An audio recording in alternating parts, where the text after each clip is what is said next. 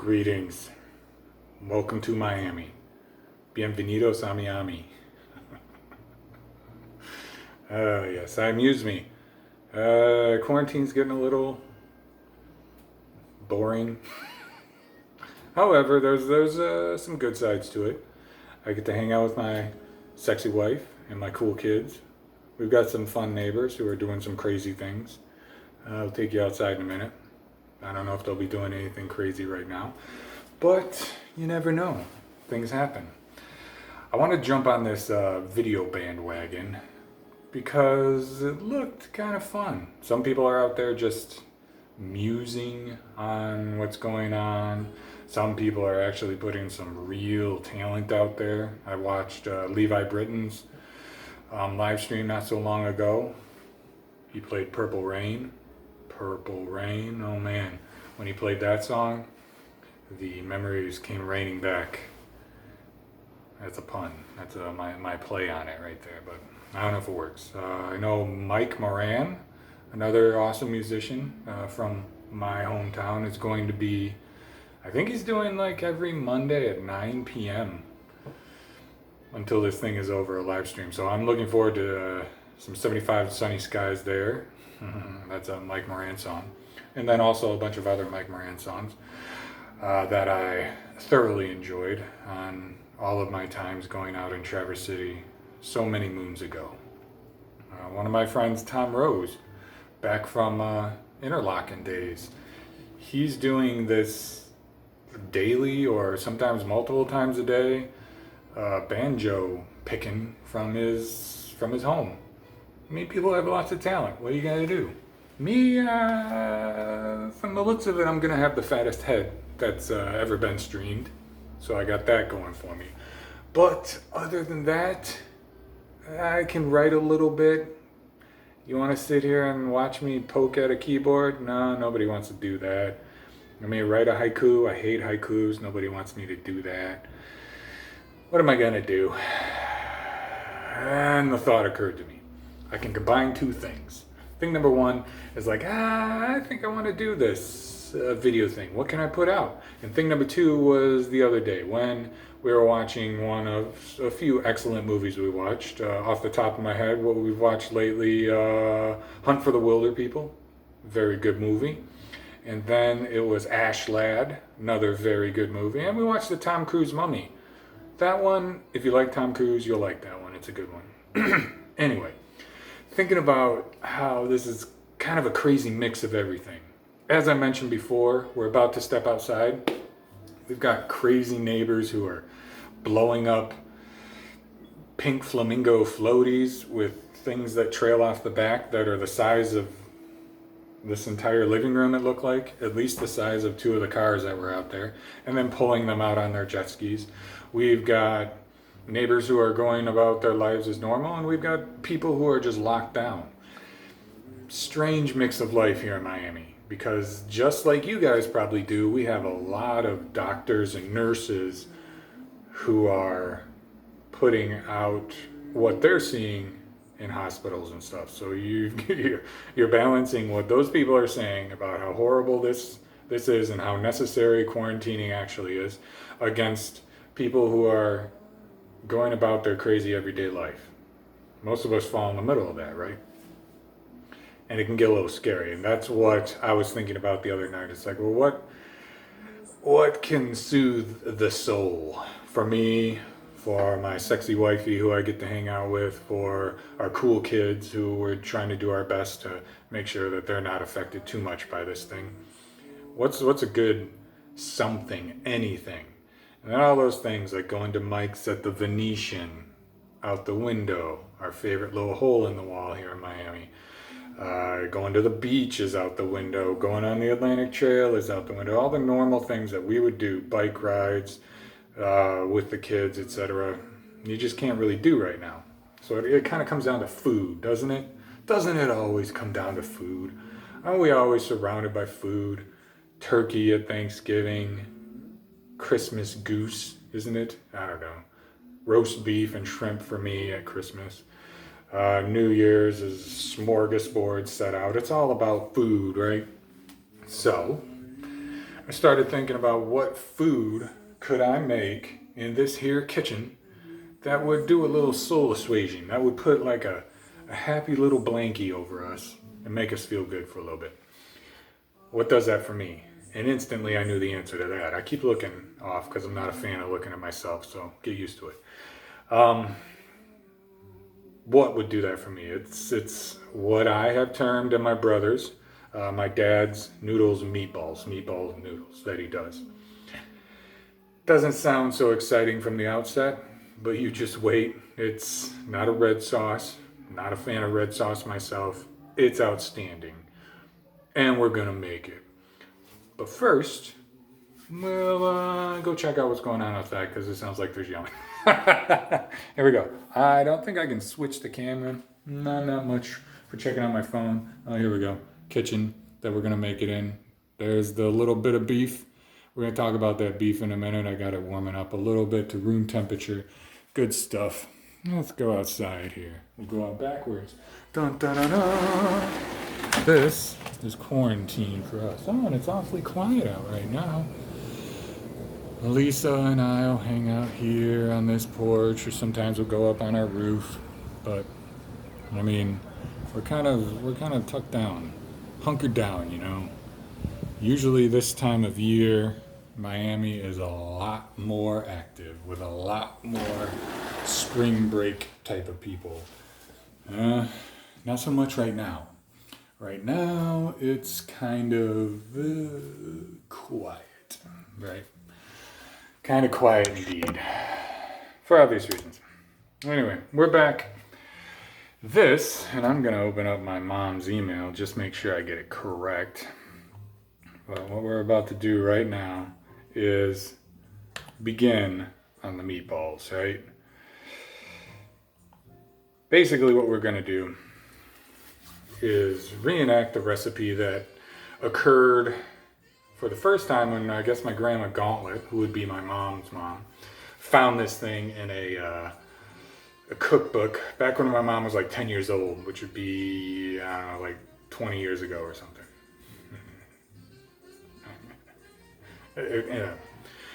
She made it for New Year's, and New Year's was always, holidays in general are always a huge deal for my grandma and grandpa and family, and friends would always pile in, just huge amounts of people and huge amounts of food, and just really huge hearty food as well. One of my first memories of food as a kid, speaking of kid, I hear one back there, there's a little guy. He doesn't look so happy. You see yourself, little man? You bend it down a little because he's still pretty short. There he is. Looks like he's doing stuff. I got a diamond pick. Ready to rock. Woohoo! Alright. Anyway. Hold on just a second. Hey Dad, can I have $3? In a minute. Sure. You can have $3 in a minute. For real? I don't know. I'll find it somewhere. Okay. One of my earliest memories of food with my mom's family would be a Christmas, I believe, or a Thanksgiving, actually. It was Thanksgiving. Little kid, probably about as old as that one who just came in and chatted with you about his diamond pickaxe or whatever that thing was. We went into this huge farmhouse. To a little kid, it was huge. Turns out it was probably normal size. This huge farmhouse. Grandma and Uncle Mike lived because my grandpa Gauntlet had passed away when I was a little tiny lad. But I just remember people and food everywhere. Literally, like the windowsills were covered in pies, and the every open space in the living room, the coffee tables and end tables were covered in side dishes and breads and just all sorts of crazy things. It was intense. And this massive round table that they had that I always thought was like probably King Arthur's table for the knights. Massive round table just covered in food and surrounded by people and so much chatter and so much noise. It was really cool. That had a huge impact on me, and from that sort of lifestyle comes this dish. So that's the backstory of it. My my grandparents, my mom's mom and dad were always huge into entertaining and feeding and good food, good drink, everything like that. I'm gonna open the recipe back up just so I get it correct. And we're gonna get going on this thing in just a minute. I'll be right back. All right, I have returned. I'm as ready as I'm gonna be. So let's do this thing. The first and most important ingredient is, beer. So I'm gonna pull out this funny little beer that I found. And unfortunately, here in Florida, what we have is a lot of really awesome Pilsners and lagers, right? They're fun, they're awesome for boats and beaches, but they're not great for the palate. There's not a lot of variety. Nothing like Thai peanut or any of that stuff, Soul Butter or CEO Stout or anything like that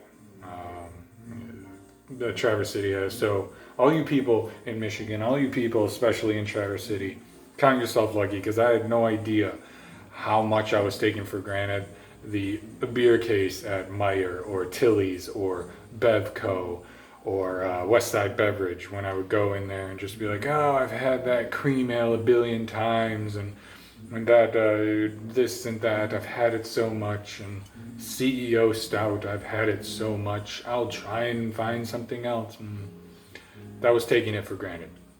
This little thing is funny. It's just a regular little, it's even a light actually. It's a regular little like lager thing. But check out I'm gonna hold it up to the camera here and do the old man thing, but check out the limited edition can, right? And there's a dude and a giant cock right there. What? Oh, you thought it was gonna be something else.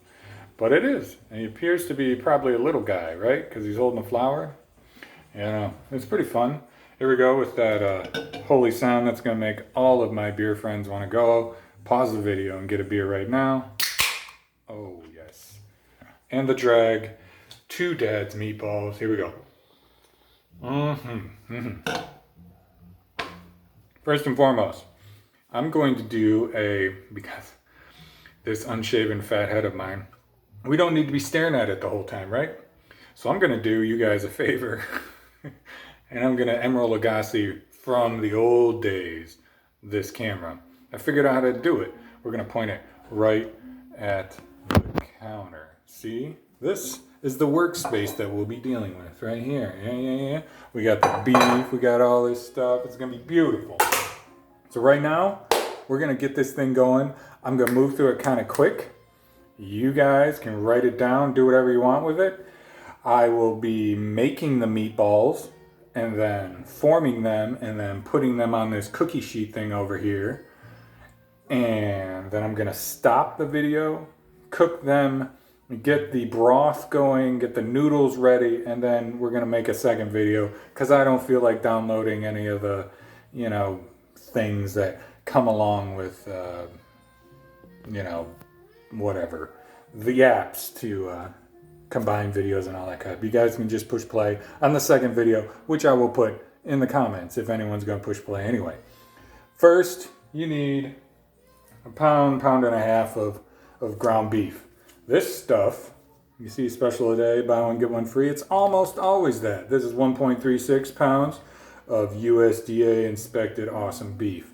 This comes from our little tienda, our little shop just down the road. They've got an amazing, outstanding butcher there. And I don't know where they get this stuff, but my God, it's beautiful. It is one of the most flavorful beefs, not just the ground beef, any of their beef, any of their pork, any of their chicken. Looks like I'm gonna do a spell on it. And the meatballs. No, it didn't work. Any of it just tastes exactly like beef should. It's delicious. So your meatballs are not gonna be good as mine, even though I'm lacking some of the spices, which we'll talk about in a minute. Because of the beef that I'm using, it's much higher flavor. I don't know about quality, but flavor, dude. All right, so beef, right there. Next, we're going for an egg. So I'm gonna go over here. I'm gonna get an egg. following me? Here we go. This is tough stuff. 1 egg. Lisa likes to put the shells back in the thing. I don't know. I don't do that. I get rid of the shells. But whatever. 1 egg. There it is. From Happy Belly, apparently. And it's going back in. Next is drink a beer. Here we go. Now we're cooking with fire. Oh man, this is a very fizzy beer. Milk, 1/2 cup. Give me a second. We're gonna do 1/2 cup by getting one of these little measuring things over here. Alright. I found one that's a full cup, and I'll fill it halfway. You see how much of a genius I am? It's great. Here's some milk.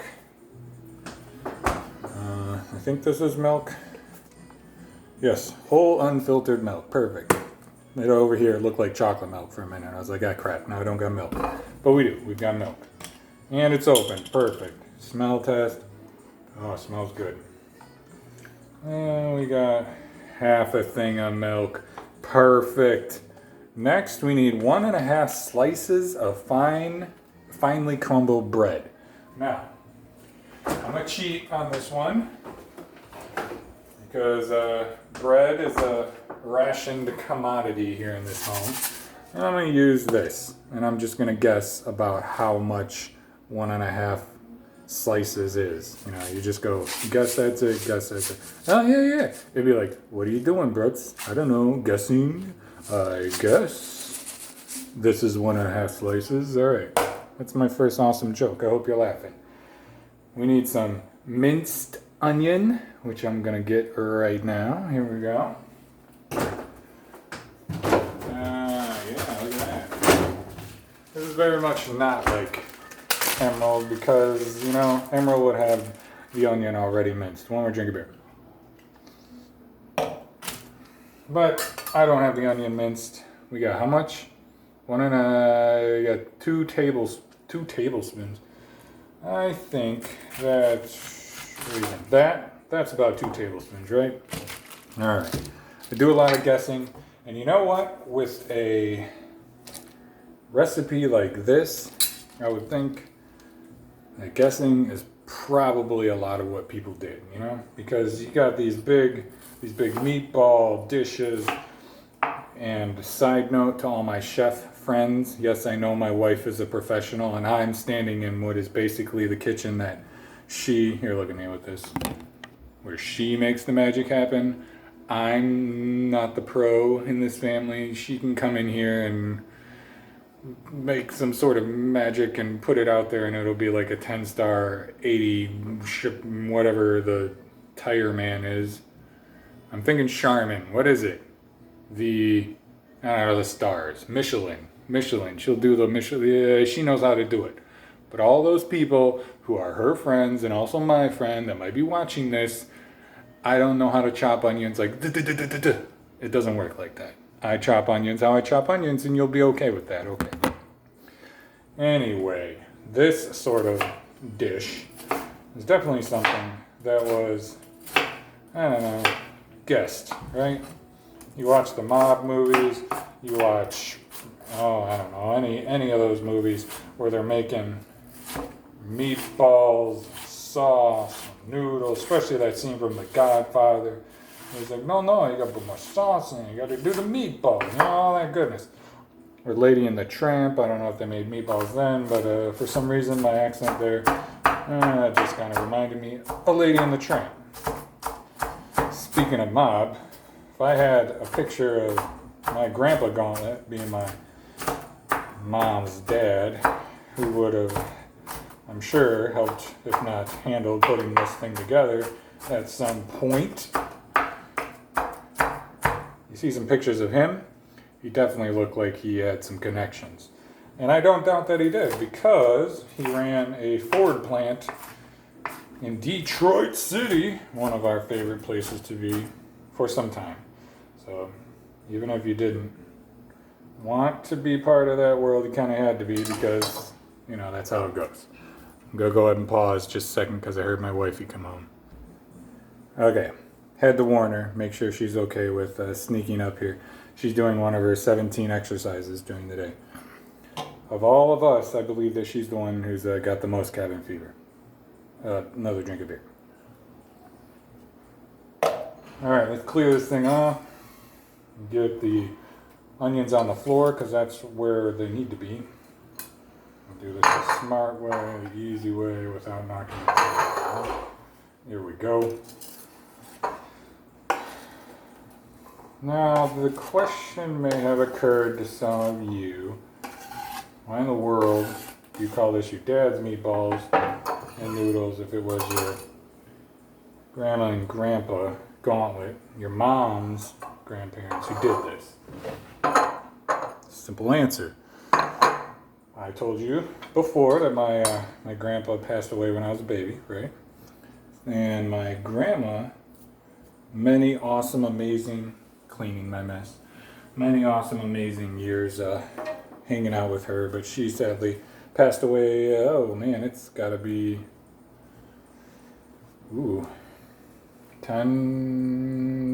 between 10 and 15 years ago now. Anyway, her and my Uncle Mike lived together for a time, and my dad would make this. He started making this when my mom and dad got married and moved up north, because most of my family lives in either South Michigan down by Detroit or kind of close to where we live in the Carolinas. And Dad would make this up north, and he would take it down south, mostly to Grandma's house, especially when Grandma got too sick to make it herself anymore. They really loved it. And then Dad would make it as here we go. How about that? I'm telling a story, you gotta look in my eyes. Dad would make it as a comfort thing for my uncle, as Grandma was not doing so well, and then he'd make it it turned into a massive comfort food.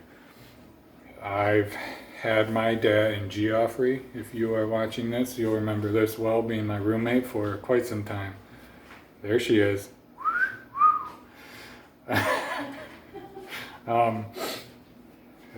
Comfort food. My dad would show up with a Tupperware container like this big to everybody's house. My brothers, me, my uncle, just lots of it would be this thing for me specifically where Dad would show up. He would have this massive container of this, because as with all noodle and meat dishes, when you make this thing, it's brilliant, it's delicious. The first bite is out of this world. But when that dinner's over and you pack away whatever is left over and you put it in the fridge, the next day and the day after that are when this thing really shines. Anyway, he would show up with that, chocolate milk and apple pie for me. And again, Geoff, you'll remember that because Dad did that quite a bit. My dad worked in Iraq and Kyrgyzstan, and for a long time. Basically just after 9/11, when the United States invaded Iraq, through to just a few years ago is when he came home for good. But he would come home for anywhere from a week to maybe almost a month at a time during that time, those many years of him working over there. And he would make this while he was home to take around to the kids, being Zach Taylor and this guy, who I thought got all the looks, but they're starting to fade away with this almost 40-year-old visage I got here. Drink to that. Anyway, that's a little bit more of the story. Apparently, the beer will help me tell the story. Next. So, I've got the onions in the nice little bowl. I've got the egg, I've got the breadcrumbs, I got the meat. We need half a teaspoon. Actually, you know what I'm going to do? Let's do this the right way. Open this thing up. Give it a smell. Oh man, smell that. It's delicious. It smells like beef should smell. It looks like beef should look. It cooks like beef should cook. Oh my God, it's beautiful. Put it in there. All this stuff goes together. You know what? Move this over. There's the beef. I'm going to take the egg. I'm going to pull the garbage out so I have something to toss into here. The egg. You take the egg, you break the egg, you place the egg. You see that egg placement? It's perfection. So all you chef people that are mocking me, especially my wifey, for the chopping of the onion, that was a perfect placement of an egg. Not one shell to be seen. We're gonna take the milk. We put the milk in. Look at that. How about that? Here's the part where we do 1.5 slices of finely chopped bread. Again with the panko. Smells like bread. What do you think? There's one. That looks like a slice of bread. And that's the other slice, half, right? Good stuff. And that's all we've got right now. Oop, nope, the onion that I was just talking about. Look at that. Beautiful. Onion, bread, milk, egg. It's all in there. Again, you got it. It's lovely. We need 2 tablespoons, 1.5 teaspoon of sugar and salt. I got those over here. We'll start with the salt. And look how I brought this home and I didn't notice this. And Lisa was like, what the hell does this mean? Does it mean I have bird poop all over it or something? But harvested, oh, that's backwards. I don't know if that's backwards for the actual video, but it says harvested in a migratory bird reserve.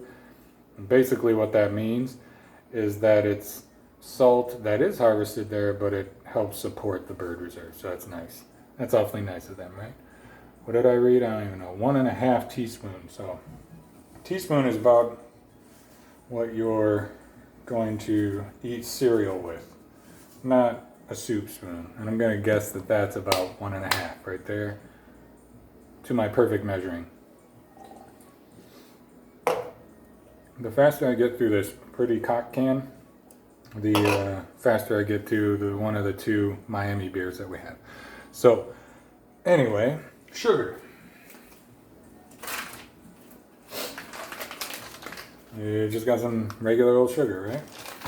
Why are you putting sugar in? Oh man, dude, don't even worry about it. 1.5 teaspoons.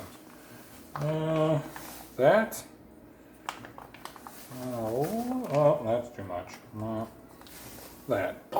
Good enough. Now we're at 1/2 teaspoon of paprika and allspice. You hearing me? We don't have either one of those things. I don't know if you can hear me back there. I don't have either one of those things. We are working with a quarantine cabinet here. All right. So what I'm gonna do is I'm gonna put some cinnamon in there to give it that allspice feel. Paprika doesn't have a massive amount of flavor anyway, according to my wife, so it should be okay without it. This is actually kind of a sugary cinnamon, really nice and strong, so it should get the allspice hit, I hope. 1/2 teaspoon. 1/2 teaspoon. Maybe we'll do a little bit more just because I don't have anything that I'm supposed to have for that part of it. Okay. Next, the 1/4 teaspoon of nutmeg, which I don't have anything of anymore, so we'll just put a little more cinnamon in, right? Again, it's a quarantine cabinet. 1 teaspoon of dry mustard, and guess what? I don't have that either. It's crazy because this cabinet is usually so full of spices and awesomeness. I don't know what's going on, but I have a plan. Here we go. This is my plan. Mustard. It's regular mustard, right? It's got some vinegar in it, but that has a nice little kick that'll go well with the meat. So, what is it? 1 teaspoon dry. I think that would be a tablespoon of this would equal a teaspoon of dry mustard, and the vinegar won't matter. So let's draw a little tablespoon right here.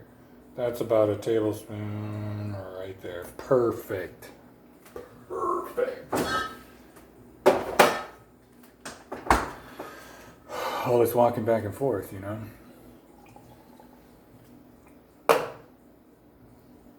Man, for such a little can, there's a lot in there. 1/2 teaspoon of marjoram, and guess what? I have marjoram. Here it is. Ground marjoram. It smells of tea. Alright, half teaspoon. That's about half teaspoon. Boom! Can't say bam, because apparently I will get demonetized, even though I've got Coltrane in the background, and I'm sure that's demonetized me already.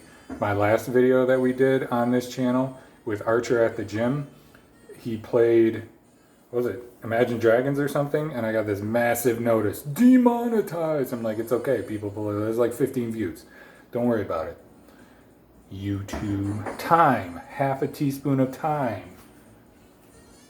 I also have that. See? Ground thyme, perfect. Smells of hippies. Boom. Half teaspoon of thyme. And last but not least is a quarter teaspoon of pepper. I'm going to be a little more generous than that because of our issue with the paprika and the allspice and all that goodness. You want to have a little bit more pepper in there. So there we go. That's some thick pepper because it's butcher block. All right. And now what I'm going to do is I'm going to let that fester. And I'm going to talk about this. This, if you know anything about woodworking, let me tell you about Adam. This guy knows how to make stuff. We've got, hold on. If you look over my shoulder, you see right there, that thing right there, it's on a wine bottle and it's holding 2 wine glasses. He made that. And he made this amazing spoon. This thing, it's so versatile, and etc., etc., etc. I'm gonna go ahead and put his Adam Wilson, his page into the comments of this too, because man, this is a kitchen weapon that's been outstanding. I rarely get to use it because, like I said, my wife is the actual chef. But I mean, this thing just in my hands, I could probably kill a man with this. It feels so good. Alright, perfect. Let's see if we can drain this so I can get to a Florida beer while this festers. Are you ready? You're going to drain yours too. That's the game. I don't even care. Ken, Pettibone, here we go.